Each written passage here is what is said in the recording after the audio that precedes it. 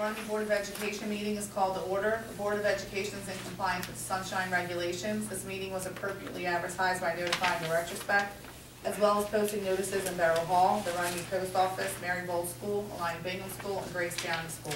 Please rise for the Pledge of Allegiance.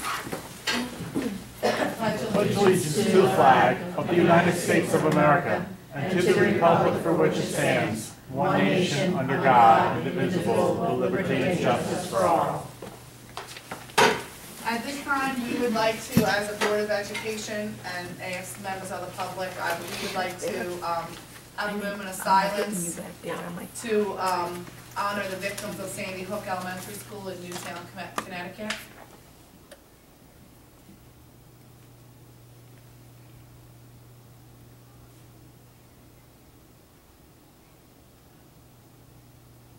Thank you, everybody, for joining us. At this time, roll call board members.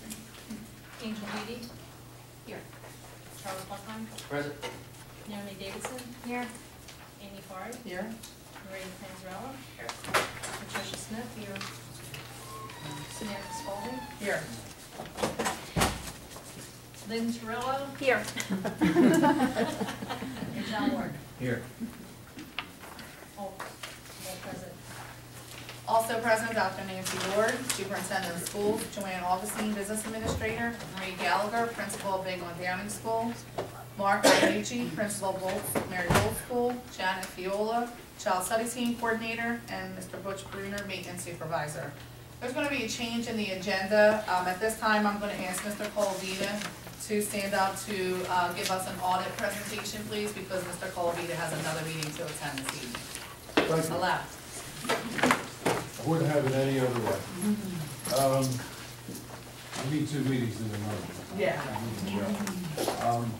As some of you have heard before, your audit has 3 phases, and it's important that you know this.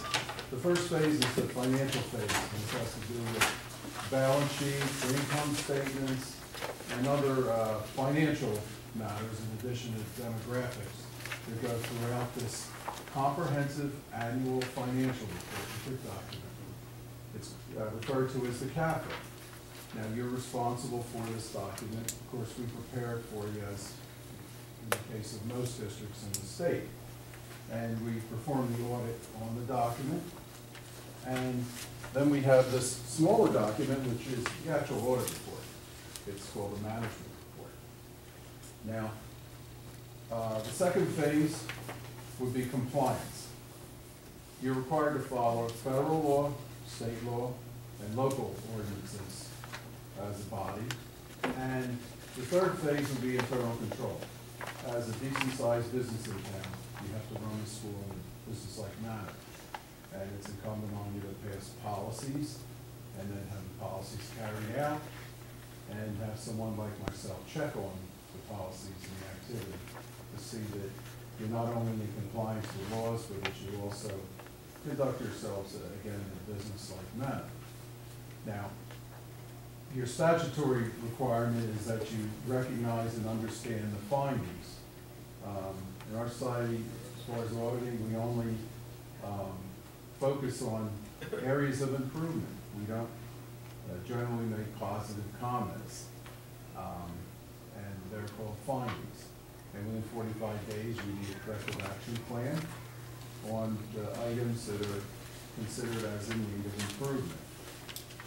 Now, with that said, I still have to be remiss if I didn't say that you had a good year and you do only have 2 minor findings. And that's good, since you've had, over the 5 years, I think you've had 4 business administrators. And that's a pretty tough spot to be in when you're trying to follow suit with what happened before, and each time you look, there's either a different accounting system or a system mid-year, which was 3 years ago, or someone else's work. So I do want to commend Joanne on, plowing through all of the minutiae, and you have 3 schools. Many districts only have 1 school. So there's a lot to be done, a lot has been done, and I know that she's worked really hard. And of course, we tormented her unintentionally, but we have a job to do too. And we made sure we did it. So, with that said, I also want to point out, with regard to the numbers, before we get to the findings, numbers are sometimes deceiving. In one way, this was a good year, and you have what's called some excess surplus. But I also happen to know that there are maintenance issues that have been foregone for several reasons, some of which the bonding environment is not good right now. There's no state aid. You have the federal government is sequestering some of your money, possibly, and I don't know that for sure. I'm an end user in that. But be it as it may, some of your maintenance issues have dragged out. So you might look a little better than you really are. So if you're going to spend any money that has to do with excess surplus, I would be remiss if I didn't encourage you to put it on items that have to do with maintenance issues or one-time issues. If you were to put too much in a regular operating area, you're going to get caught short the next year. And this almost happened a few years ago. And we spotted it, we headed it off as a body, and you did some appropriate budgeting, and that's why you are saying right now. So, and I'd be happy to answer any question either tonight or any other time if the need arose. Now, at this time, I'd just like to point out that we have two findings. The first one is auditors aren't allowed to make decisions, but we do present adjustments. And we had to present several, and it was across the board, but nothing serious. But I need to tell you this as a body so that you're aware of what really goes on. Sarbanes-Oxley precludes auditors from making decisions or posting your records or making certain decisions, including calculation, but we can present them to your business office. And because the number was, a certain number, and had to do with, again, the continuity of 4 people, different systems, all kinds of things going on. It's finding one that various adjustments were required and reflected as part of the audit. In other words, put them in. We're not going to leave things unadjusted, but we need to tell you. So the recommendation is that you have procedures just heightened or strengthened to cut down the number of general ledger adjustments. The second area has to do with something that's not that important to you, but it's required, fixed assets. Fixed assets were presented to the appraisal company that does your depreciation for you. We're not allowed to do it. So someone else comes in and helps you do it. But because of the delay in the capital projects through the NJEDA or whatever they name themselves, each year they seem to change the name. We had some additional items that had to be put on. So because of that, and like I said, auditors are not allowed to just change your records. I have to make this a finding. Again, it does not change how you run your business. You run your business on a budgetary basis. This has to do with depreciation. Only accountants and accounting professors have any interest in that. But we have to follow the rules, and that's one of the rules. So with that said, those are your 2 immaterial findings. Everything else is fine. And as long as you do a corrective action plan within 45 days, your statutory requirement as board members will be met. Now, if there are any questions about the numbers or anything else, I'd be happy to answer them. Anything at all? On the first finding, Yes. it says that the general ledger should be reviewed and revised. Who does that? And then, do you check it again, to see that it was changed? Or is that part of the It's a 45 little day plan? different. We reflected all of the adjustments in the capital. So there are no errors. But just because we had to prepare some of them and present them, I have to make it a finding. Now, what the corrective action is this next year, whatever adjustments that we had, the business administrator is going to 10 to 1 through common sense, look at them, and before the books are closed, take a look at those areas And that will be the continuity from year to year, rather than walking into what she did before, each year, it's someone else's work and someone else's timeline, someone else's normal procedure. It's a tough spot to be in. So she will know to look at those items, and we have sent the adjustments over, she hasn't gotten them, right? So she knows exactly what we changed and why, and of course, if there's any question, she would call me and we'll resolve it. So next year, this will be resolved, and that's all they want to see, they want to see it resolved. And the other one, the depreciation, I wouldn't even be concerned about that. Any other questions? I did want to mention the one thing about the bonding. Right now, there's no state aid, as we had discussed earlier. There's no state aid, and as one issue starts being paid off, it's just good practice to time your next long-term, big item, so that you spread the debt over the life of the useful life of the assets or the addition. So with no state aid, and we're delaying possibly bonding and doing some of the things that we should be doing at a very inexpensive rate, we're starting to tack on. You have to consider putting money in capital reserve, if not, trying to tackle some chunks. Like if you can do, for example, a $300,000 chunk and you have the money, just make that repair in the short term. But if you can't, if it's something where, well, you can only do this thing as a group and it's gotta be $2 million, well, if they're not giving you state aid and you're advised by a bond counsel or something not to borrow right now, that doesn't mean you don't put money away. Because if you don't, you're gonna have a false tax rate out there that doesn't support debt and capital improvements in an even linear curve, something that's, doesn't spike up later. So, again, I'm sure that if there was a question, I would get a call on this, but I wanted you to hear that from someone. Thank you. Thank you. Yes, How much is in our savings account? You're talking about Capital reserve. the capital reserve? Page 59, the capital reserve is $593,000 present. And how much did we pay on yearly debt?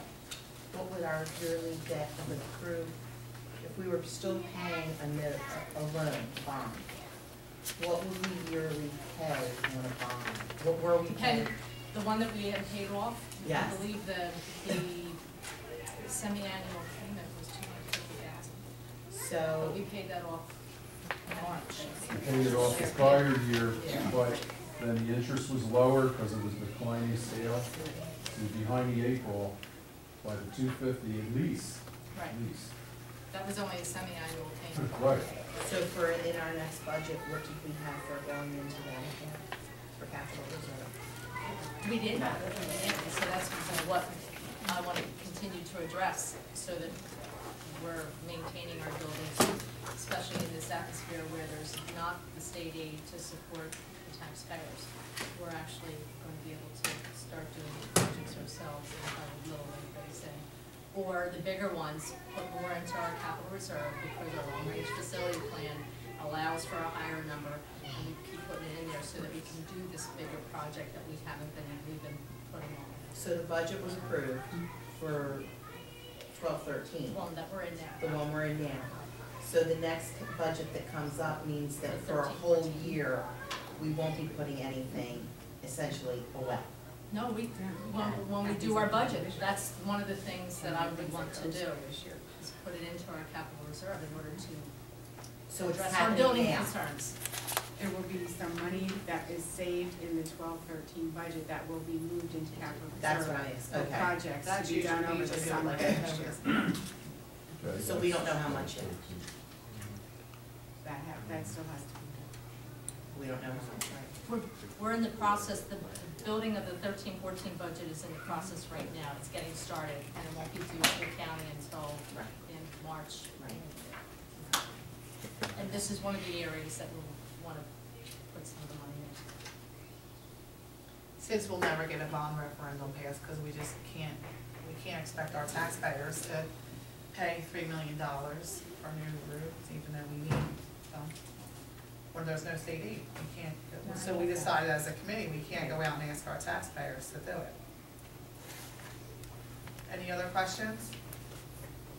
All right, at this time, I'm gonna move item number 1 from finance. Thank you, Mr. Coleman. Thank you. Thanks, sir. Thank you. And I would like a motion to accept, for acceptance of the audit. So just number 1 at this time, under finance.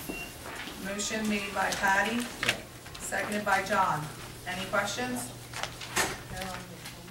Under finance, just, since the presentation was just there, just given by Mr. Colavita, I would like to just approve, we'll go back to items number 2 to 6, but right now I just would like to approve, acceptance of the audit, number 1. Any questions? No? Roll call. Angel Beebe? Yes. Charles Sutherland? Yes. Naomi Davidson? Yes. Amy Farah? Yes. Maria Panzarella? I'll say yes, even though I wasn't here for the presentation, because I did actually. You actually read it, yeah, thank you. Patricia Smith? Yes. Samantha Spalding? Yes. Lynn Terrell? Yes. And John Moore? Yes. Motion carries 9-0. Okay, we'll follow the agenda now. At this time, I need approval of minutes. The regular minutes from November 28th, 2012, please. I make a motion. Motion made by Maria, seconded by Amy. Any questions? Roll call. Angel Beebe? Yes. Charles Sutherland? Yes. Naomi Davidson? Yes. Amy Farah? Yes. Maria Panzarella? Yes. Patricia Smith? Yes. Samantha Spalding? Yes. Lynn Terrell? Yes. And John Moore? Abstain? Motion carries 8 in favor, 1 abstention. There's 2 items under correspondence, just for your information, they were included in our packets. Just that the We Care Club will be working with a 3rd grade class to raise funds to donate to Gift of Life Family House in Philadelphia. And there was an email that we all have a copy of regarding a county meetup for Camden and Gloucester County School Boards Association. So no action is needed on those, we just wanted to make sure that you were aware. At this time, we are open for public comment. At this time, public comment is on agenda items only. Mr. Schmidt? John Schmidt, Gloucester City, New Jersey. Good evening. Merry Christmas, Happy New Year's to all of you. On the executive session resolution, the check on the back for under litigation, is that an Yes. ongoing case being discussed? Yes, and I'll say the case when I'm there. Oh, okay. Also on the, was appropriate to ask about the audit? It's an agenda item. Okay. The finding regarding the general ledger, what was that? I didn't. There was a question asked at one of the findings regarding the general ledger. General ledger. Any adjustments that are needed to, the general ledger are your books of records. So in some cases, I know that some of the adjustment had to do with grants. And what's complicated is you have prior people doing grants, there's carryovers. Our fiscal year ends June 30th, grant years end August 31st. There's carryover, and if it wasn't reported correctly, depending on if it was encumbered, it was paid, it's very involved. So in trying to look at other people's, it might not have been exact, and I had to make an adjustment. So it's a minor thing? Oh, yes. Okay. The board, their general ledger, for the most part, is good. Okay. Clean. Thank you. Thank you. Any other public comment at this time? Okay, moving on to reports, superintendent report. Thank you, Mrs. Spalding. Everyone received the report in your board packets last week. You can see that our enrollment is quite stable. It's virtually the same as it was last month. This is just a list of all of the things that have been happening this fall, just for your information. This was our year to have to comply with a number of state and federal reports. So a lot was done. Good news about the iPad, the turnkey training is complete, and the carts are placed in all of the schools. The teachers have already begun to use them for instruction. Very exciting. The boys and girls are getting very excited about using them. We're also going to be moving forward with 8 projectors for Bingham and Downing schools that turns their whiteboards into interactive whiteboards, so they become like a smart board. So you can see that some of the money that we allocated for technology last year is out and running, and we're using it. The district evaluation committee has met, and there's just some information for you on the principal evaluation system. I've given you information previously about teacher evaluation. Now the principal evaluation system is actually on tonight's agenda, and I've given you a little bit of that information in your new packet. I also wanted to add this evening that as a result of the events that occurred last Friday in Newtown, Connecticut, we met on Monday to do a mini audit, and we took a look at all of the things in our schools that we were doing for safety and security. And while we truly believe that we do everything we can to keep our schools safe and secure, we thought that it was incumbent upon us to revisit everything and make sure that we were keeping doors locked as we thought we were. We found that for the most part, we were doing all that we could, but there were a few more things that we thought we could do. Some of those things are to enhance our security, and some of those things are to ensure that doors are locked at all times. So I've asked Mr. Bruner to put together a little bulleted list of the things that are now going to be for him to come up with. I have You ready? the floor. Yes. You have the floor. Yeah, first I'd like to say that everybody's doing everything they can do to keep our kids safe. And the schools themselves are pretty secure. But the thing that I'd like to take a look at and we're going to do as a maintenance team is we're going to reevaluate all the exterior doors and windows to make sure that the locking mechanisms are what they're supposed to be, and make adjustments if necessary. And in doing that, we discussed about the interior classroom doors. We're in the process of checking all those locks, making sure that they do lock and they're lock ready, which means that if we have to come and close down a school, lockdown, the doors will close and they'll already be locked. So they don't have to fumble through keys to do that, so that's precious time. That's going to be all three schools. I already know there's a few locks that aren't working in the other two schools, but we're going to have that taken care of as soon as possible. I know that emails went around the staff members to make sure that they do lock their doors once they get in the morning. And I've gone around this school and checked it today, and they are indeed locked, so they're ready for anything that happens. Tomorrow, I'm meeting with our security system, which is radar, and we're going to go over everything we currently have, make a list of his suggestions, and see if we can come up with, this is a very important fact, some type of remote read directly to the police department. We don't know what's out there. He does. I talked to him today on the phone. Kind of like a panic button It's like type that. of thing. So that you're talking precious time, whether it's 30 seconds, 45 seconds, or a minute, that's enough time for them to respond immediately instead of going through telephone. So that's going to take place tomorrow. And let's see. We come from our meeting, we came up with the vulnerable rooms. And that would be the APR room, the library, the gym, and the APR rooms over at the other two schools. Because if there's classes going on or lunch going on and something happens like that, where do we put them? So I'm going to be in the process of investigating that to see what we can do. And once I have all this information pulled together, then I'm going to meet with Dr. Ward and Joanne, and we'll come up with recommendations for you. Thank you. I have a couple questions. You're saying the door's all locked. Is it now policy that once the kids are in the classroom, the door remains locked the entire time they're in there, or this is just in the event It's that lock they? ready. Okay, all right, I just want to Yeah, make sure. because some, talking about the other schools don't have air conditioning. Correct.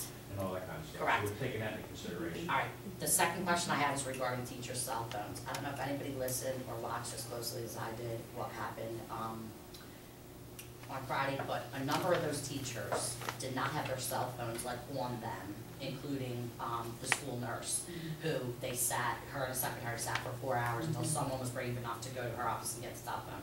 Do we have a policy, like for the teachers, I guess it's more addressed to the principals, whether or not they're allowed to have their cell phone, say, in their pockets, or, I mean, as long as it's not disrupting their teaching of a classroom, I just feel like if there is a policy that doesn't allow them, that they almost should be allowed to have their cell phones in their pockets. They're not supposed to be making calls, but Okay. there's nothing that says they can't have their cell phone. Okay, good. I just think in that, it's huge. I think it's huge. They probably wouldn't have sat there for 4 hours, and who knows how many, just a thought. Okay. It's sort of interesting, isn't it? I mean, we're in this age where we want to have a welcoming, warm, family-like school, yet we have to do some things to make ourselves safe and secure. And, it's basically what it is to be as proactive and preventive as possible, And even that's not. to minimize any risk that we have, and to work closely with law enforcement, with our local police department, to make sure that the response time is as fast as it can. And so in that instance, I actually put something out on the website today, just a brief little blurb to families so that you understand that it's not gonna be as easy to get into the school as it has been. We appreciate, Maria, you as RYAA representative, that RYAA now is not going to be, we're not gonna leave the door open for those activities. Those activities, someone has to be at the door. We just actually talked to our scouts that were here, and we are also gonna be working with St. Teresa. Everybody has to have the same kind of thing. The door's locked. The only way people can come in is if a representative of the organization is at the door, knows the people, and will allow them in. So, and we ask everyone that if you see any breaches of that security, please let the principal know immediately that you saw something that the principal might not know, but because you're out and about, you did see it. So we're very interested in ensuring that security, and thank you, Butch, for pursuing all of those areas to ensure that as well. Amy? I have a question. Bingham and Downing, the doors to, obviously the main doors to come in and out, were buzzed in, but, and it's always bothered me, because now Christopher's up on the 3rd floor, and he goes to the basement to go to the bathroom, and he walks past the doors. And it always bothers me that what if he walked out the door? Like, not that he would, but what if he did? So I guess my concern is, and it's not feasible to have someone sitting watching the monitor, is there a way we can have a chime when the door opens?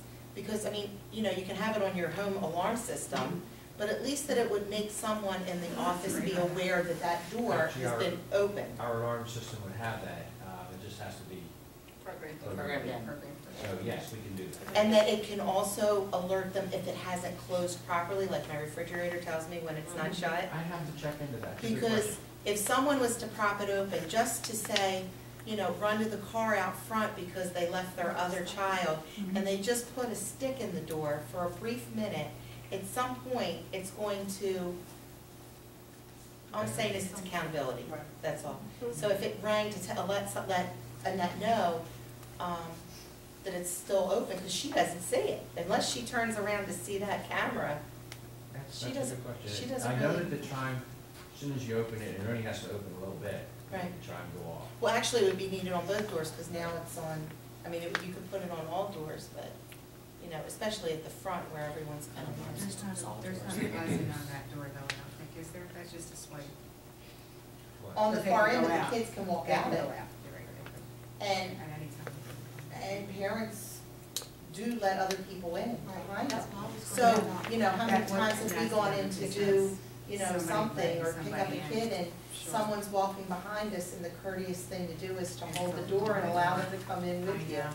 Usually though, we are looking at the camera if we buzz Right. someone in. If Absolutely. we buzz someone in, we see if someone comes in behind them. Like, but we're not always looking at it, so the other concern about somebody walking out is real.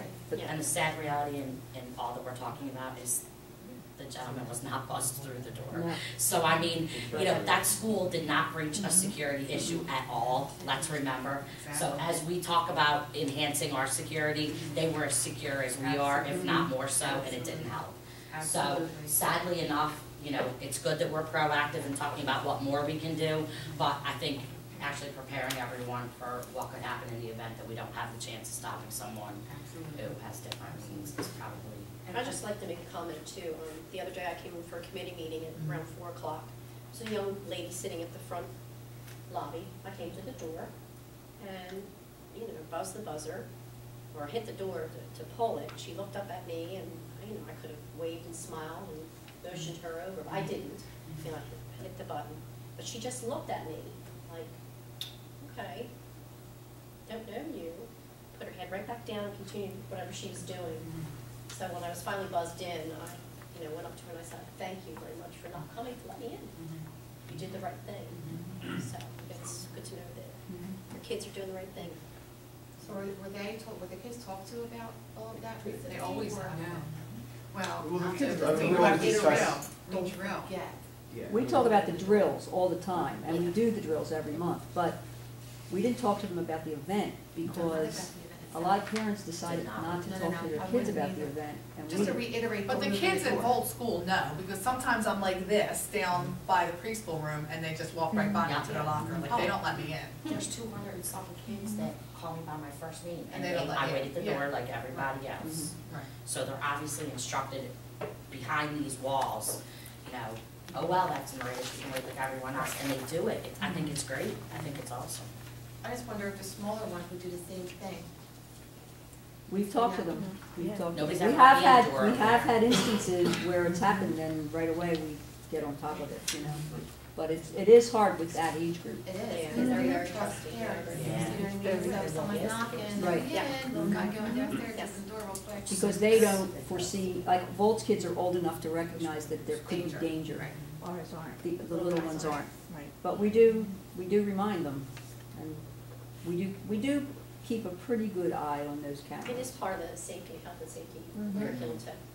There are lessons we talk about. How many, what is the state law on lockdown drills that you do Do one fire drill and one security drill per month. per month? Sometimes they're locked down, sometimes they're bomb scares, sometimes they're evacuations. I just think it's important, I'll tell you this, I was in an event on Sunday night, it didn't involve school, it didn't involve URY, it was a sporting event, but one of the parents came up to me and said, do you know our schools don't perform lockdown drills? And I said, It's do a you know law. you probably should talk to your child over again, because I'm sure that we do. Yeah. And there were 2 other children from this school district that walked up, and I asked them in front of that parent, and they both, the irony of it, they said they just had one last week. So, We had you know, one this week happened before. Friday, and our school ironically had one during the week. Marie, because when we they were didn't younger, it confirm. was 2 fire drills, they Right. switched it, now it's 1 fire Right. drill and 1, type of lockdown. Okay. I did a little tip sheet. I Okay. emailed it to all the board members and I put it on our website. Right. So every parent can now get on our website and look and see what we're required to do Okay. and what we do and what's happening currently. Okay. So it's all on the website. I just thought it was very funny that that child had gone home and said they've never done a drill, and that our school doesn't perform them. We do. You know, full it's, compliance. the kids are, it's a very eerie experience. Sure. I mean, Krista Moore and I do it at Bingham and Karen Feldman and I at Downey, and we come off it, even before this happened, we feel awful, Sure. because it's dead silence. Yeah. And we go around and try the doors. And we did have a little boy at Downing last year that fainted and broke a tooth. Really? So now we sit for the, when they hide in the corners, Right. they sit, because he It's was just too so stressful to frightened. some of It's them, yeah. very frightening. Sure. Even for us, it's frightening. It's funny you say that, because after the 2 kids walked up and they confirmed that they did just happen during the week, I said, what did it involve? And there was paper over the door, and we all went to the corner, like, they knew exactly, you know, And yeah, they these were hear, fit- they 6 hear the weeks knob being tried, you know, Right. and it's a scary thing. Mhm. Nance, do we have the capability of doing photo IDs here at the school? For the staff, The reason why I'm asking that is if we do, maybe for the coaches that come into use our facilities, the Boy Scouts, Girls, whoever, Good idea. we make them an ID with their picture on it, because you may have somebody that's working that door to let them in, and they don't quite recognize them, but if they have the ID with their photograph, they can look up and say, okay, it matches. we have them, we don't necessarily use them for that purpose in a routine way, but we get You know, you them. want to consider that. We get them when we do our Where mine is that? every day. Actually, we're my home. In case you're So wondering. you Yeah, come you under need the to arm revise and it. see that. That's who you Our are. staff actually wears them every day. But- We do, they Yeah. just, And you do have the capability even for children to have them. I know a lot of school districts do that, just through Life Touch. It comes with their school pictures, actually, if you order the right package, it's actually I'm part just of the package. saying, I'm thinking outside the box with the rectangle, the triangle. Maybe we need to expand it that any advisors, coaches, I would from the be outside for are using our Life facilities, and they should have Scouts one. and St. I think it's a Joseph's good idea. Or maybe just a, it might not have to be one of those cards. Right. maybe Not, just not a all, card. we just Just come an up with access different card. designs. Just a card saying, like, if there's a yellow card with their picture on it, then I Butch can think tell a us different maintenance color is a staff better that. choice. Oh, You know, yeah. 'cause we have 20 As a different visitor. basketball teams, it's not their responsibility to know 20 different coaches. I will say to your staff, I'm the one that was at every single practice, which is why I had to excuse myself at the beginning of this meeting. I've gone every single practice this week, and your staff, Butch, has actually come in and made themselves aware of who each coach was, which obviously, you know, a lot of the longtime staff here is very aware of who we all are. But obviously with 31 teams, we have new coaches, you know, that have come in. But the bottom line is each night this week, I know Mr. Warner and, you know, they've all come in and familiarized themselves with the people that are in the gym. And then, as I told each coach, it's your responsibility, you know, as the overseeing this group in the gym at this time, that, you know, a parent is actually responsible enough to know someone who doesn't belong, and they're newly formed teams, they've only had 2 to 3 practices each team. But again, I got all the parents together so that everybody could look at each other when I made the announcement and just explain. But I think that was huge, that they came in and introduced themselves so that they know that the way that we have it is the janitor's actually letting us in at 10:06, and then once the coach is in at 10:06, the door is locked. And then it's the coach, it's on, you know, it's all on the coach to allow his team and their parents access, and that's it. Please Yeah. thank the staff members for taking the time to do that, please. Thank you. Anything else? I think that's all for now. Okay. Just one last question to Butch. One area I saw in the news, I guess it was the morning after that event, Friday, was that they were talking to a security specialist that's been hired by colleges, universities, and public schools. And they said one of the areas that districts and colleges sometimes forget to make sure is secure is their shipping and receiving area or maintenance area. Everything's locked down, but that's an access area that's not always secured, and an intruder can come through there because it's not locked.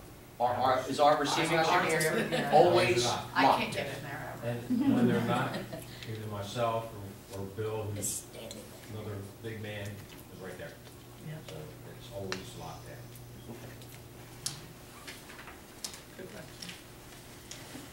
All right, so business administrators report, do you have anything, or do you just want us to see the report? I listed the items on there, a couple of things I wanted to,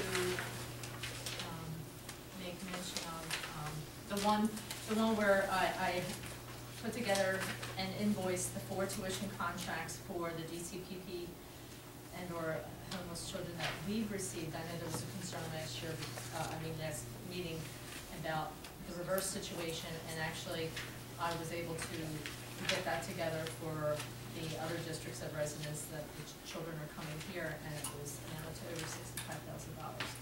So, hopefully, you know, that will help offset our costs of children going out too. So I thought that was important to let you know.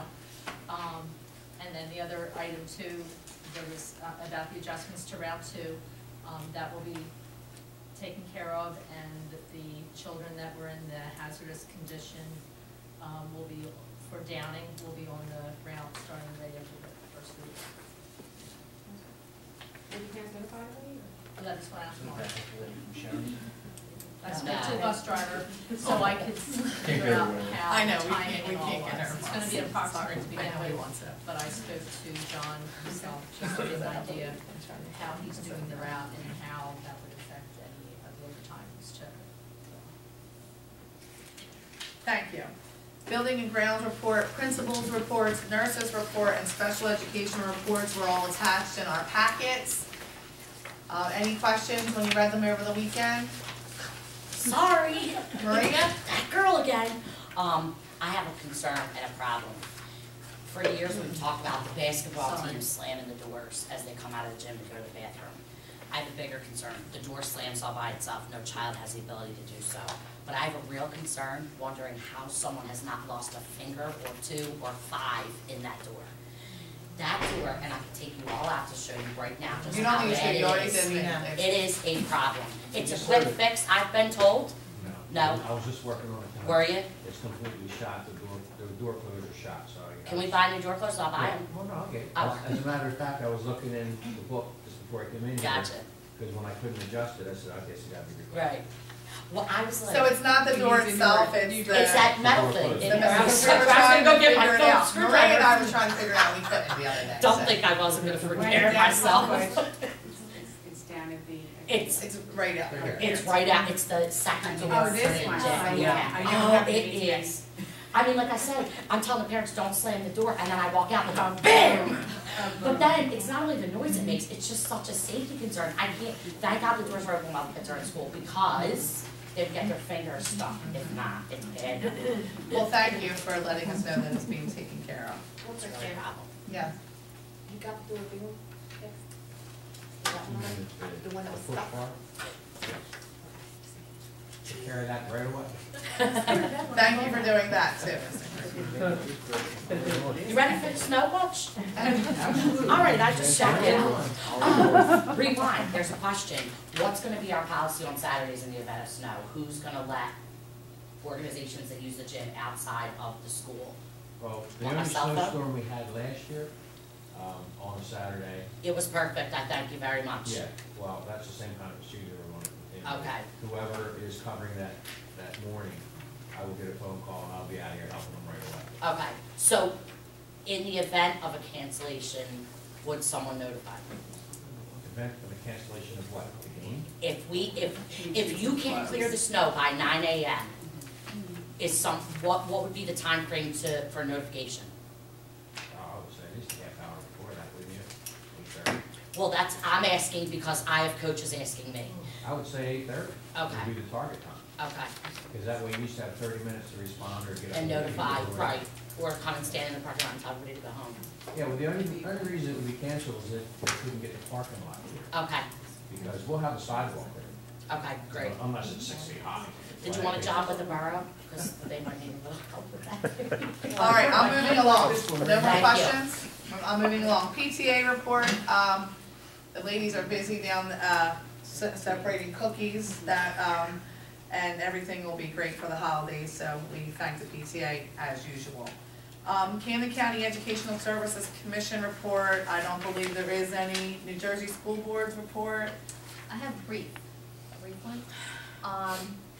January 10th at Deptford High School is the Camden and Gloucester Counties meeting. That was the email that we got, right? Yes. Okay. And then bargaining training for negotiations is January 26th from 9 to 4:30 in Mercerville.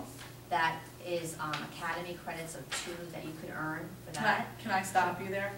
Then I'm gonna skip down, the negotiation committee has been set. A few people are unable to be on that committee. Myself, Mr. Buckheim are unable to be on that committee, so Naomi will be on the committee, Mr. Wark, Ms. Patty, and Angel Beebe.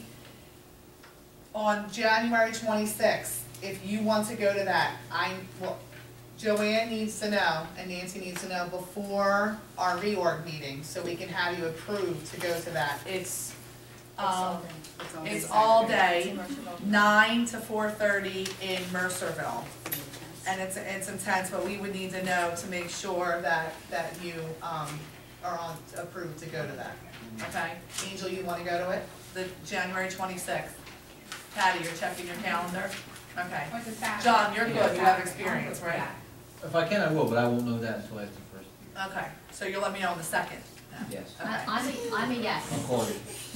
So I'm a yes. Angel and Patty and Naomi are yeses, okay? All right, good, even better. I'm sorry. Here, let me pass this on. Joanne. Oh, Joanne, thank you. RWJ Hamilton Center Yes, correct, in Mercerville. correct. They sent it out to all board members. Yes. It's on the internet. Yes. Yeah, no, that was, It's on your email. So I just wanted to make sure also that I would like that committee, while you have your calendars out, to set up a time to meet with Dr. Ward and Joanne to get the, ball rolling, sooner rather than later, obviously not next week, but, Is Naomi the chair of Naomi is going to chair that committee. Okay. You said yes, Yes. right? Okay, Yes. thank you. Yes. Naomi's gonna chair that committee. If we could set up a time, and it doesn't have to be right now, but Okay, just get your calendar and think about it. get the calendar and think about a time that you guys can meet with, our administration, please. Okay? Sorry, back to your report. Just very quickly, this is actually a positive thing for our education foundation. The school foundation grant program has been launched by the ELF, New Jersey. It's the, this foundation will provide school districts with financial assistance and technical support to start a local education foundation and to strengthen, existing ones. School foundations and the officials from schools may apply for a competitive grant. This grant period is from December 3rd to February 1st, 2013. If the Education Foundation with Mrs. Hicken, I have We're already on it. information for that. Yeah, we're already on it. We have our Okay. vice president looking into it. Okay. Thank you so much. Great, Sure. thank you. Thank you, Nancy. Thank you. Blackhurst Pike, progress, curriculum, policy, and public relations did not meet negotiations. We just gave you an update. I just need you guys to set up a meeting. Finance, personnel, and property did not meet. However, the superintendent search, excuse me, committee did meet, and Naomi would also took notes on that for us. Yes, the superintendent search committee, we met December 17th at 4 p.m. We had 40 applications that were reviewed before that meeting. That was a 4-hour process. We found 7 to be found to meet our expectations and to be possible fits for our district. Interviews were set up by President Spalding for January 2nd and 3rd for the committees to interview in that time frame. We would ask any board members if they have any questions that they would like us as the committee to ask the applicants to please get those into us by December 31st so that we can form a questionnaire. We're currently doing that now, but we have received a few emails and by text. So if anybody has any other questions that they think would be apropos to our district to ask, certainly please let us know. Excuse me, what are those 2 dates you're beginning, the 2nd and 3rd, was it? Second and third. Yeah, Correct. 2nd and 3rd? It's Wednesday and Thursday. It is our hopes to bring finalists at the January board meeting. How many finalists would come to the board? We won't know that. Okay. Hopefully more than one. We haven't interviewed Definitely, yet. we will definitely bring more than one candidate to Okay. the full board. There were, just a summary of applicants there were several that were just supervisors of charter schools and were not necessarily certified to be a superintendent. There were many from urban areas, some from North Jersey, some from Pennsylvania, applicants from the Jersey Shore area. Some were from very large high schools in North Jersey area. So we had a very wide range of spectrum of different applicants, and we felt that 7 would be apropos and had experience with smaller districts, and that's what we were looking for, and a sense of community in our small town. So we will please get your questions into us as soon as you have them formulated. Thank you, That's all. Naomi. Thank you. Right now, we also, before we move along, wanted to discuss a possibility of changing the way our meetings are held. And this is something that we wanted to bring up at this meeting because it would have to be something that is done at reorg. Would you like to explain a little bit? Thank you. Another way that a board can either be a board of committees, or a board can be a committee of the whole. And when a board is a board of committees, it's fashioned the way that you do it now, where small groups, no more than 4, meet and discuss certain areas, all under the headings that you see here, under committee reports. Another way that a board can form is as a committee of the whole, and when that happens, you can do what's called a work session. And it could be right before the board meeting, so you would come at 6 o'clock as a full board, review the agenda, informally have an opportunity to go through all of the items and ask questions, no action items, and it also has to be public because the board is convened as a whole board.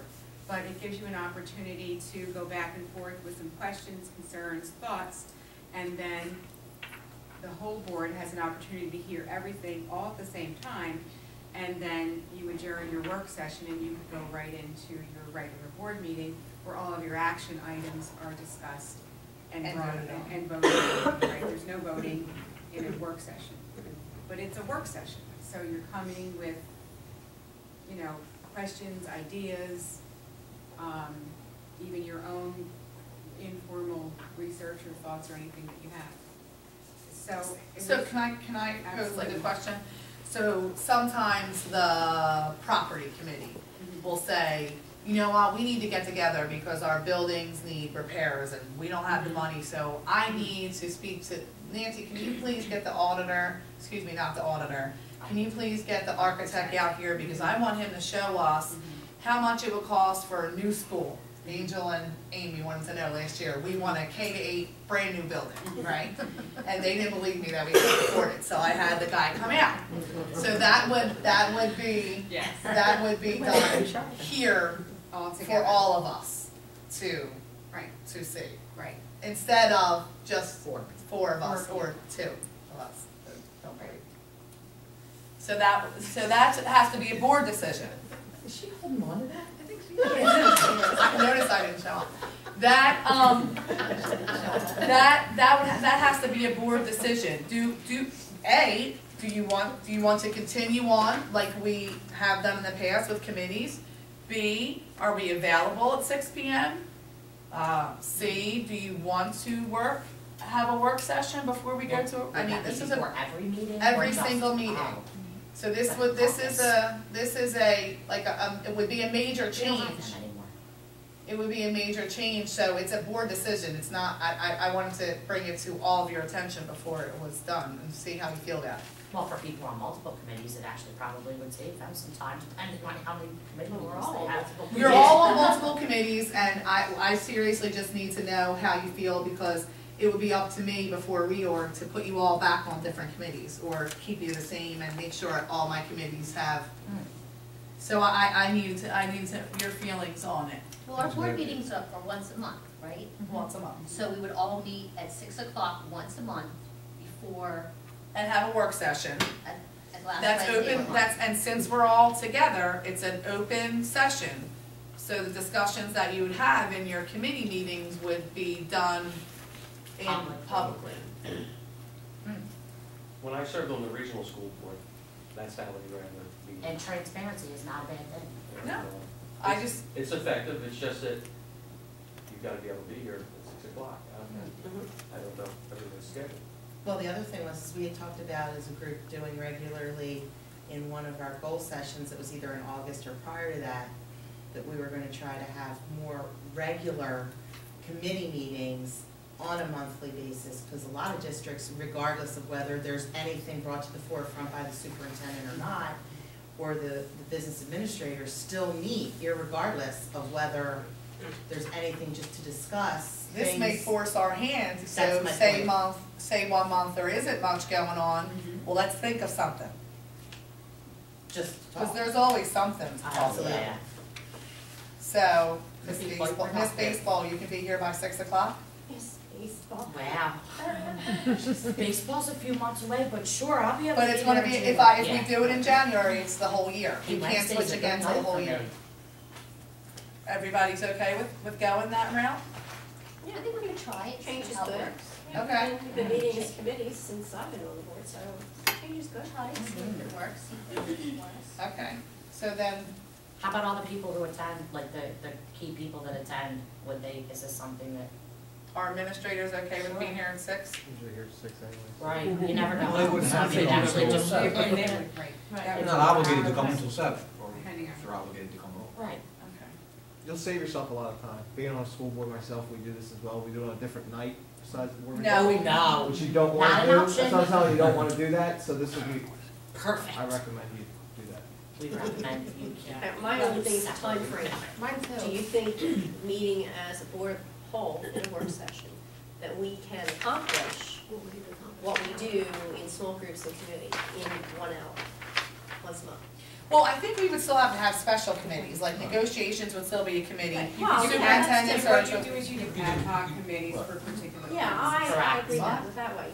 Ad hoc I agree. committees. ad hoc. Ad hoc is what it's called. Wow. That's Latin. AHO6, yeah. Okay, I don't know That's that. Latin. I studied Spanish, thank you. Okay, all right, so I think that we're good and we can start, the meeting and we will, that's how, I think that we, well, if we have nothing to talk about, we'll have it. The committee of the whole too Sorry, yeah, right. is, one of the first things you're gonna start out with is going over any questions that you have on the An agenda. agenda, right, yeah, Because all of what the, happens now is, you know, if the committee might have met on particular items that are brought to the agenda, the rest of the board still may have questions, so this will allow everybody to really meet. But we can't do it on the second. Can't meet at 6 o'clock on the second. no, we cannot meet until 7 o'clock on the second, because we have, Well, you're gonna reorganize that That's the day. reorganization. I realize that, but I'm just So making sure it'll be everybody's all aware future that meetings we're after not meeting at reorganization. 6. So you're reorganizing as a committee of the whole structure. and we also need to make sure that August date fits, schedules too, remember that for reorg. Okay, all right, Keep the August date consistent with what we had done last year. in the, in Yeah. 12. Not the retreat, No, the this is board the meeting regular board always meeting. seems to conflict with Triton's freshman orientation, and some of us can't be here every year, so in order to have a quorum, I think we moved it up. We moved it up. A week. And if need be, before the school year, we will have a special meeting, if there was anything that came about. All right, so everybody seems to be okay with that. All right, great. So we can, That would be the Yes. last question. let's go back then before we A move. general question, to the principals. And primarily, it concerns goals more than anything. At what point, if any, do we look at disciplinary actions and realize that in some children, I feel this is, I'm speaking as a board member, but I'm also speaking as a parent in this case. At what point do we say, I don't know that any of our disciplinary actions are working, what's the next step? I'm not really sure what specifics Like, you're talking okay. about, so, I mean, I have, we have, I mean, obviously it's one of those things, if it's a severe incident and the students put an action plan, we might meet with Mrs. Fiola, even that, not a child study team realm, but in her Right. own capacity, she serves guidance teachers as well, so we can, you know, try to follow that action plan. okay, I think when we be tweaked, it's open, it's not like it can't be changed. okay. But, you know, as far as, that's an ongoing thing. I mean, I keep Nancy in constant contact. Right, oh with no, what's and going I on. read a report that you had written, I thought it was incredible. I just, you know, I had involvement, unfortunately, in a situation that happened today, and it's scary. It's scary, and I just wonder, it's scary to me. And, you know, I'm not one to say names, and I'm sure you're aware, but it makes me nervous. It really does, and this is not a first-time occurrence. This is, I don't know that I can count on both of my hands anymore. You know, repeatedly. It happens in school, it happens on the way home from school, and I, as a parent who have witnessed it a few too many times now, fortunately, I didn't. You know, I didn't witness it this time. I got word immediately following, you know, from my own child. So I'm concerned, and I think there's a number of people that are concerned, and I just wonder what, you know, without overstepping boundaries, what the school can do. Just at this point. Well, questioning, I would recommend that if you have, without naming names, or Right. even if you do have information that would name names, that would be a behind closed doors conversation Absolutely. with Oh, I Mr. just- Iannucci, and certainly he could be a little more explicit if you. Yeah, no, and I in a really, confidential situation. yeah, and I will do that. My concern is, you know, there's a couple people that I just see, you know, the appearances, after, as a school choice, we could actually, or I believe that we would look at someone's disciplinary record and possibly not accept that child based on it, no. Oh, yes, So- but I don't want anybody in the public to believe that our choice students are creating. They're not at all, and that's what We I'm don't have saying. that. No, but Okay. here's what I'm saying. We, as a district, would protect our students from someone making application to our district who had a disciplinary issue, correct? I would hope that we, as a district, would not, we wouldn't welcome someone in who has disciplinary issues. So could we, I mean, do we look at our own, you know, the children within our district and do something, you know, that would prevent them from becoming a larger problem to our district itself? Sure. You know, and that's exactly what's. Also, students coming in from another district. This is not about students from another district. But if it was. Right. That other district must by law submit not only the child's Absolutely. attendance record or grades, but But also that's their not, disciplinary record. yeah, I understand. I don't mean to Right. cut you I off, think we're getting. but I think that if you have any concerns, and as a parent, you need to speak to Mr. Iannucci as will a do. parent, okay? Thank you. Okay. All right, property and transportation. I need a motion to approve items number 2 and 3, please. I make the motion. Motion made by Chaz. Seconded by Amy. Any questions? It's a field trip and getting rid of unusable technology. Roll call. Angel Beebe? Yes. Charles Buckner? Yes. Naomi Davidson? Yes. Amy Farr? Yes. Maria Panzarella? Yes. Patricia Smith? Yes. Samantha Spalding? Yes. Lynn Terrell? Yes. John Moore? Yes. Motion carries. The numbering is wrong.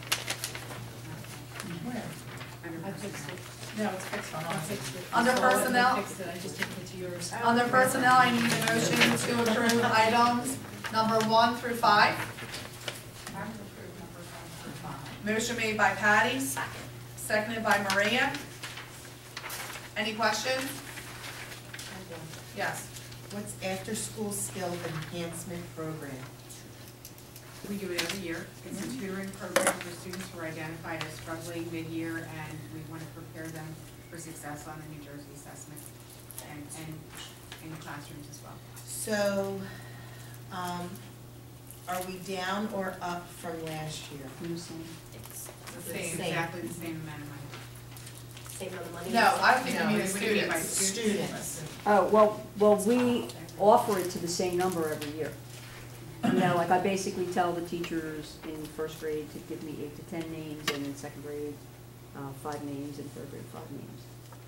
And they offer, it might not be the same children as last year, it might be, you know, but it depends on the needs.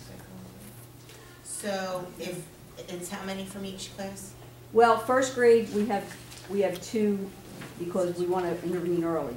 So we have 2 groups from each first grade. And then we have 1 group of second graders between the 2 classes. Well, we have a Monday, Tuesday, and a Wednesday, Thursday group, so really 2 groups. Is And it 2 then days a week? Is that what? 2 it days a is? week. They have Monday, Tuesday, or they have Wednesday, Thursday. So I guess my question is should it, is allowing 5 or 10 children enough, or should we include more children? Because, and the only reason I'm asking is because in August, when we looked at our test scores, and there were areas, for instance, that 3rd grade subtraction that we do every single night that Christopher still does not get, but we can multiply double-digit numbers, which blows my mind.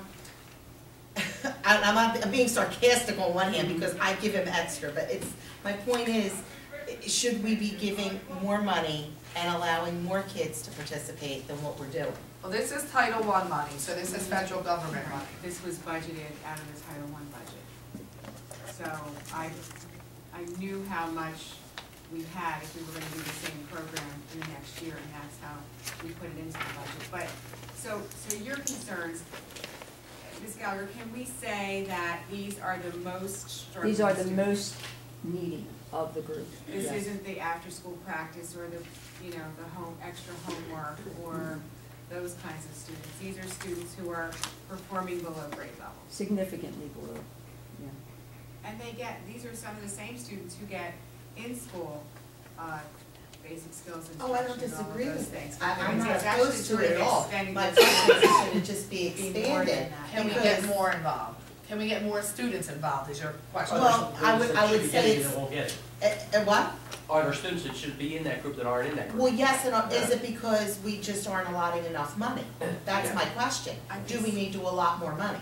Some of it is actually the availability of parents being able to pick up their children after Yeah, they have to school. be able to pick them up at 4 o'clock, because they can't walk home because there's no crossing guards. Right. So, It's getting dark. That, some people don't even take, people who should don't They take decline advantage it. because they can't, Because it's after school. if they're working parents or something, they can't get them.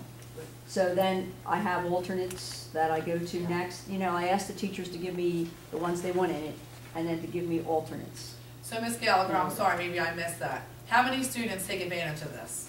I think I sent out the first thing to about 35 students. Okay. And then at Bingham End, 35, Bingham End down. East. Together? No. Or 70 total? Yeah, about Okay. 72. And then when I've started to get them back. I made the 4th of January the deadline. Okay. So by the 4th of January, I will then go to the alternates. So technically, we have the capability of servicing 70. Because if you send out 70 letters, then I could assume Yes. that we could take up to 70 children. Yeah, because remember, there's a Monday, Tuesday group and a Wednesday, Thursday Okay. group, so that's the reason why. And we can put as many as 7 or 8 in a group. So you don't know at this point how many people are going to take advantage of it? I don't this know yet. January 4th. But I will fill those classes because I will go down to the You'll next. keep going. I will keep You'll going And they down. may be higher functioning, but you want to fill the spots. Yes, So we can assume that about 70 kids will take advantage of Right. this. Which is about 30% of. Yeah, that's a high number for Bingham and Downing. It's 30% for Bingham and probably between 35 and 40% of Downing. That's a lot of students. I don't disagree that it's a lot. I'm saying, is it enough? And I'm only saying, is it enough because of our scores being where they're at? And if they're not good enough and we can do more, maybe we should find the money to do more. That's all I'm saying, because it comes out to, thank you for your math, 160, because I don't do division, 160. Did you want Monday, Wednesday, or Yes, Tuesday, that's Thursday? right. I'll be in the class. $160 a kid from January 14th to March, so that's like what, $7 an hour? yeah, but remember, they're only going 2 of those days. That's fine, but it's still, if they go for an hour, the reality is that's like $7, $10 a session, if you wanna look at it, call it a session, for a kid to get some extra bonus. I'm just saying, if our scores aren't good enough, and we have an action plan to do better, and that was one of our goals in August, can we do better? That's all, it was a question. Can we offer this before school, so that the kids can't get picked up by 4 o'clock and they come early? Is that something to think I don't- about, is that feasible? I don't think that would be really easy to get staff at that time, because we How I long- can how long is the guarantee it's session? feasible for It's kids, an for hour. parents, because my So- kid would be there at 7:30. I It could would be there at have to 7. be at, yeah, it would have to be closer to 7:15, and the staff members are not here then. Right, but if they're getting paid extra, Yeah. maybe they would be. They get paid to stay after, right? They do. Yeah, So- they're all paid, so why wouldn't they come before if they were coming after? I mean, I just think it's family obligations. Family obligations. Yeah. Right, exactly. They're. But I think if- 70 kids out of If a 400. kid needs help, For a roundabout the number. parents willing to And put it most out of, for and them. our kids are coming We should in be at able to average or low, or at average on their test score, and it's that reasonable to do it as a price when you really consider the bang for your buck benefit, and you're telling me it's beneficial to them to get that. Maybe we could have 10% higher test scores and they could be 10% more prepared. I don't know. I think you're making a very valid point, that we should look at it. I think we should. I agree. Especially since the auditor said we have an excess of funds, or will have an excess of funds. Well, we So can't remember, this is count on out of it. the grant. Oh, that's This right, is that's out of for- the We grant. can't count on the excess of funds, and I'm not trying to That's right. spend money that's not in the bank. But if we have money to buy, and I'm not knocking iPads, because I think it's a great benefit. We all need to be technologically advanced and well-rounded, but if we can't add and subtract, it doesn't matter if I can work an iPad, because I'm not gonna be able to own one when I grow up. Is that title funding is different though, right? Title Title I funding is for students who are identified as at risk. I get that. Well, Yeah. if The only thing, and I agree, and I understand exactly what you're saying, I guess what I would wonder is whether or not, when you think in terms of 30% of your school population, would there be an interest on the part of parents and an ability on the part of parents to actually have their children participate if we did open up to a before-school program? That would mean that parents would have to get their children there at 7:15. Maybe they would, I don't know. Would we, it would seem to me that at any point in time, if you have a percentage of struggling students in your school, to think in terms of 40 or 50% of your school needing after-school tutoring, I would question the quality of the instruction during the course of your school day, if you have that many students who require that. And I think we don't identify that high a number of students who No, I mean, require New Jersey this asked, program. of course, in several grade levels was a disaster, but it was a disaster across the It state. was a We're not disaster across the finding state. our students that low in No. other measures. No, You know, not in NWEA, not in the our LLI, not in the classroom testing. benchmarking. Right, exactly. And we've done some other interventions within the school day as well. So this is a supplementary intervention that when you reach down into the alternates, it's kids who could use extra help who are maybe not struggling as much as those other students are. So while you can expand the program, are you really going to fill those slots? Because are parents really going to take advantage of it? And are there really that many children whose parent would say, wow, they really do need the extra help? I don't know. I guess that's something we would have to venture into. So maybe as administration, as the team, you guys could look into it and maybe even possibly send out like a little questionnaire, like if this were available, would you take, you know, something like that. We could just look into it, okay? The before, I just want to say, I think the before school would be a nightmare, because we can't even get the kids to come to school on time. And people would be waiting for these children to arrive, and this one would be coming, they'd be dribbling in, it would be a nightmare. Well, they're a captive audience at the end of the day. They don't go home, they go right to the tutoring.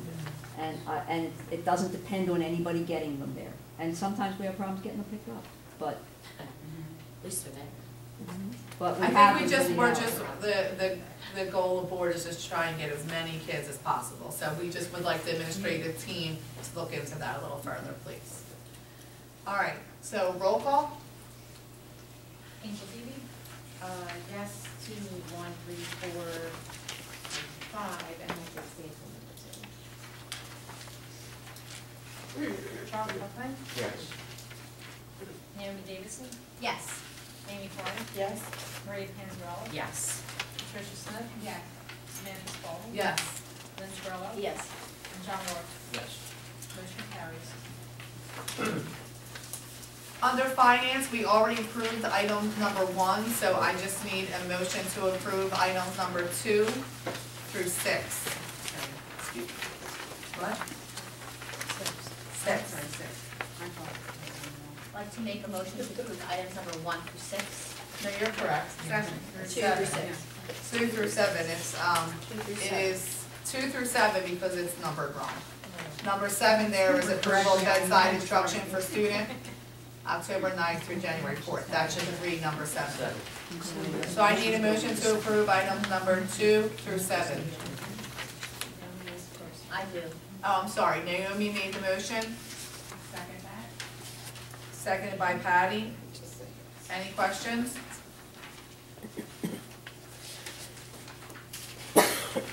Roll call? Angel Beebe? Yes. Charles Buckland? Yes. Naomi Davidson? Yes. Amy Farah? Yes. Maria Panzarella? Yes. Patricia Smith? Yes. Samantha Spalding? Yes. Lynn Terrell? Yes. And John Moore? I abstain. Motion carries 8 to 1 association. Under curriculum, I need a motion to approve item number 1 and number 2.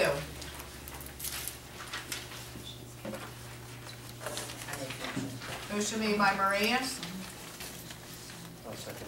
seconded by Chaz. Any questions? Roll call? Angel Beebe? Charles Buckland? Yes. Naomi Davidson? Yes. Amy Farah? Yes. Maria Panzarella? Yes. Patricia Smith? Yes. Samantha Spalding? Yes. Lynn Terrell? Yes. And John Moore? Yes. Motion carries. At this time, there is nothing under policy and public relations. So again, we're open to public comments on any item. The public is reminded that all public complaints against a district employee must be made through a specific grievance process. A description of this process may be found in the Board of Ed Policy File Code 0167. This policy is available upon request in the Office of the Board Secretary. Any individual naming an employee in a complaint before the Board of Education without the employee's permission could be cited for violating that employee's civil and contractual rights. At this time, are there any public comments? Ms. Green, sorry. Danielle. I had two questions. Okay. Danielle, could you state your name and address, please? I'm sorry. I know you do. My name and address? Yes. Danielle Green, 327 North Oakland Ave. And your two questions. The first was about the panic. I can go back to Yeah, The yes. first was about the panic buttons. You said that we are gonna be getting them, or you're looking into it. We're looking into see what's available. Would it be in every classroom, or just like the main office, or Well, that's what we'll find you're out. gonna look into, okay.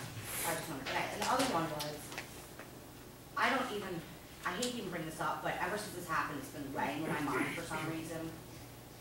I guess do we teach sex education up to 8th, like, when do we start teaching sex ed? Kindergarten.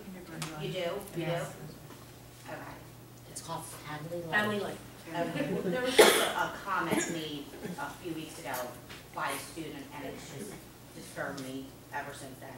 And I was just wondering if we taught it at this level, you know? Not for in your daughter's class, but it Well, would start in I kindergarten. would do, yeah, and preschool though. Right, Yeah. Okay. in kindergarten. Okay. Just like, just same exact, well, not the same exact stuff, because Yeah, yeah. obviously we're older now, but just like when we were younger and went here, it starts right in kindergarten, and it Okay. just it progresses on to more Yeah. advanced topics Okay. as the years go on. Okay, that was it.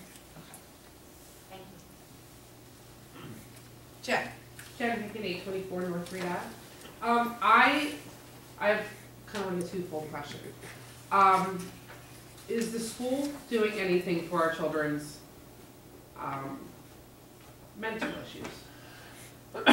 If we have, say, a habitual violent offender, who we know is a habitual violent offender, are we doing anything for their, it's obviously a mental issue, in my opinion, at that point. And are we doing anything to address it? How are we dealing with the family? Are we getting authorities involved? Are we getting outside mental health for the children so that something like what happened Friday does not happen within our school district? Do you mean like a violent offender during the school hours, like? During school, after school? Are you speaking specifically or generally, because you're thinking in terms of mental health being one of the issues? I'm speaking generally, but because of a specific issue. So, but I'm speaking very, very general at this point, because I feel like there might be targeted children who have some mental issues. Yes. That need help, that obviously need some help, and maybe we are doing as much as we can within our school system for them. Maybe their parents aren't doing as much as they can, or maybe they are. At what point do we then say, okay, we've done what we can, we need more help than what we can give this child? To not only for that child's safety and well-being, but for everyone's safety and well-being. And, you know, children who have significant problems, including mental illness, come to us as young as 5 years old. We discuss these children at our administrative team meetings on a regular basis. The principals keep me in the loop as well with children who have significant mental health issues. Mrs. Viola is very involved. Our counselors are involved to a degree. Once it gets to be a little bit more significant, Mrs. Viola is certainly involved as well.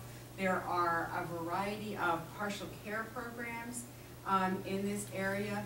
We strongly encourage parents to take advantage of those programs. They are day programs where there's intensive counseling. Parents need to be involved in that as well. And so we make those recommendations. So, can we force the hand of a parent to do what we would like them to do? most often, parents are cooperative and are doing their best. And we empathize with parents, we put ourselves in their place, recognizing that if they're dealing with a child who is exhibiting emotional or mental health issues, that's gotta be a very, very difficult thing for them to be coping with and dealing with. So we provide support to them and give them many avenues as to how to work with the child. We've even put children on alternative educational programs at times. We do everything we can, and we strongly encourage parents to take action when necessary. However, we don't have a right to tell parents you must have your child on medication. We don't have a right to tell parents that they must take their children to a counselor on a regular basis and let it be the counselor that we would pick for that child, because parents have their own prerogative. So there are things that we can do. There's only so much that we can do. Right.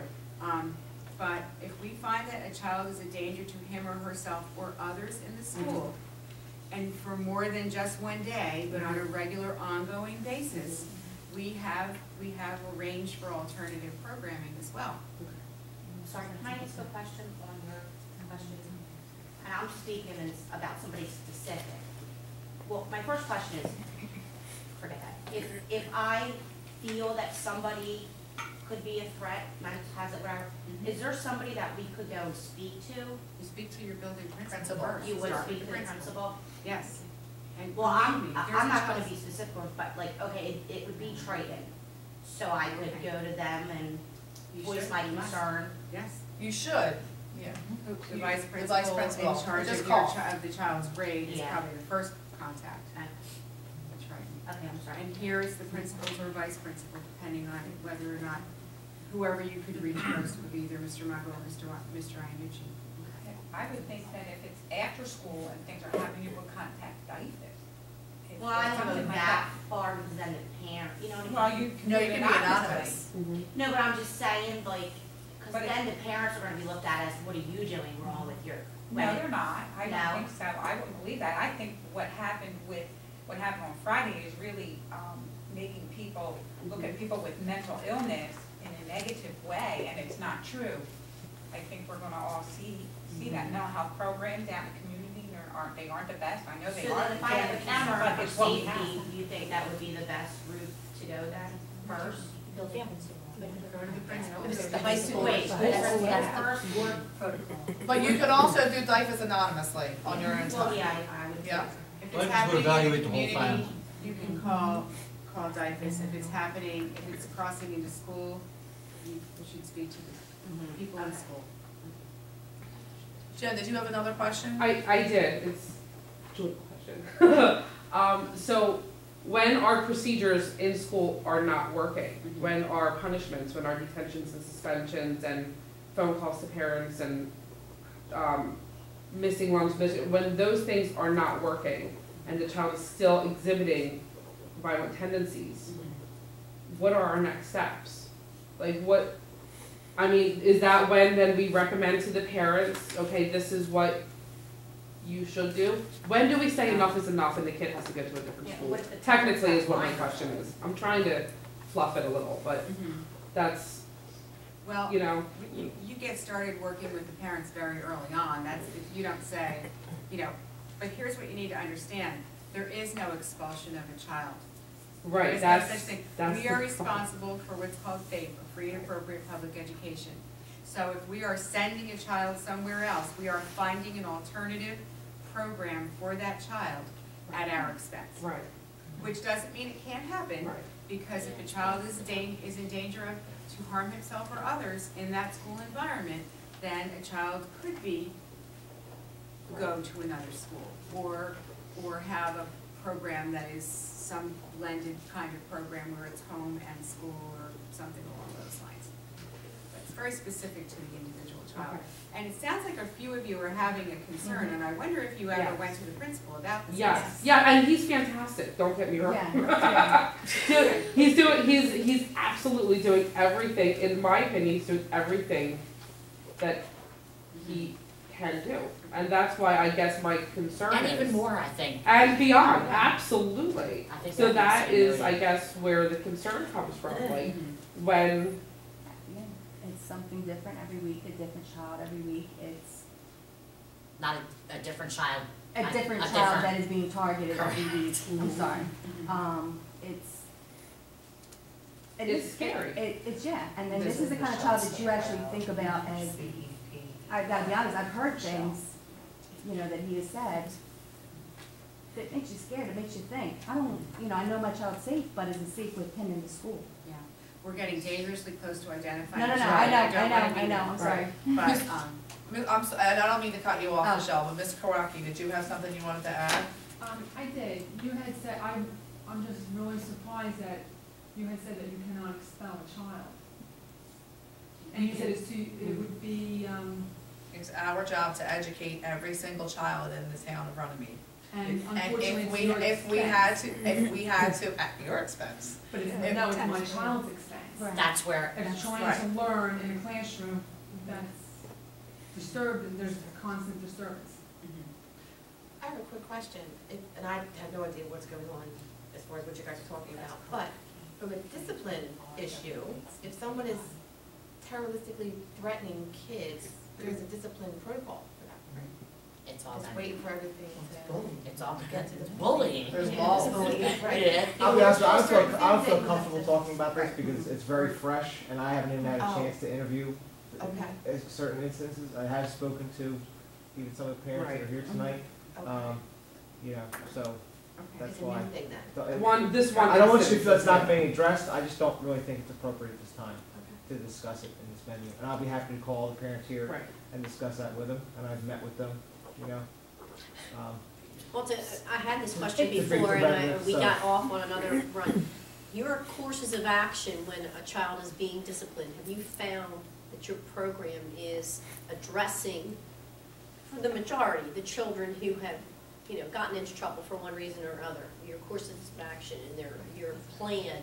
For the most part, yes, and I can't Okay. even say it's not, I'm not gonna get specific with an incident or two, or for a specific student, because I don't think it's fair to that student. No, I don't, and I don't Because, want you to do that. yeah. What I'm asking is, do you feel that the program that we haven't implemented here with different courses of action, depending on the child, depending on exactly what went wrong and how to fix it, so to speak, do you feel that this program is working? Right, right. Yes, I did. Okay, that's, okay. That answers my question. Thanks. So then, not that we aren't hearing what you're saying as a Board of Education, and you always are welcome to come to a Board of Education meeting and voice your concerns. It's just that there's certain laws that there's a very fine line, and when we feel like we're getting too close. So I'm going to ask that if you could talk to Mr. Iannucci again, and if you're not satisfied, then please call Dr. Ward, because that will be the next step. Okay? Thank you. Thank you. Any other public comment? Okay. At this time, we will be going into executive session, so I need a motion to go into executive session. I'd like to make a motion to go into executive session. Motion made by Naomi, seconded by John. All in favor? Aye. So whereas the Senator Byron M. Bayer Open Public Meetings Act, NJSA 10:4-12, requires all meetings of the Runnemede School District Board of Education, to be held in public.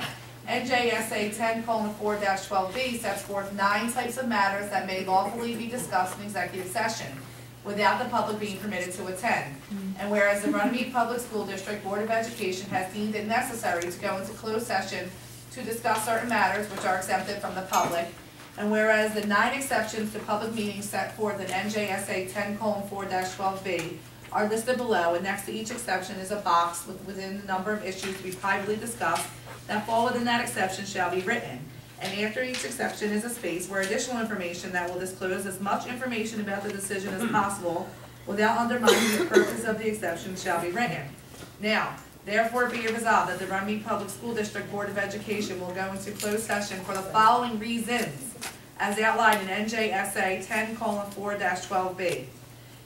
First reason, any matter the disclosure of which constitutes an unwarranted invasion of individual privacy, such as any records, data, reports, recommendations, or other personal material of any educational, training, social service, medical, health, custodial, child protection, rehabilitation, legal defense, welfare, housing, relocation, insurance, and other similar program or institution operated by a public body pertaining to any specific individual admitted to or served by such institution or program, including but not limited to information relative to the individual's personal and family circumstances, and any material pertaining to admission, discharge, treatment, progress or condition of any individual, unless the individual concerned, or in the case of a minor incompetent, his guardian, shall request in writing that the same be disclosed publicly.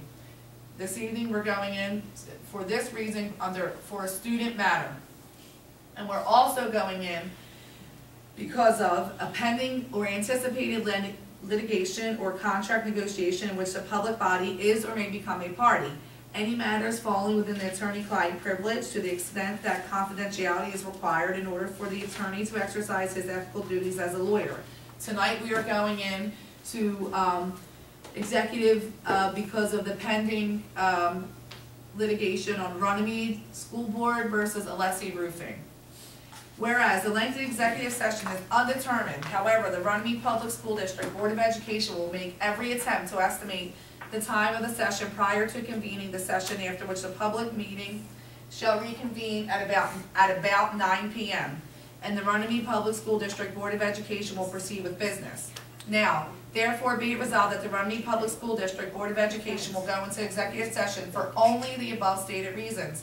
Be it further resolved that the Runnemede Public School District Board of Education hereby declares that its discussion of the aforementioned subjects may be made public at a time when the Runnemede Public School District Board of Education attorney advises that the disclosure of the discussion will not detrimentally affect any right, interest, or duty of the school district or any other entity with respect to said discussion.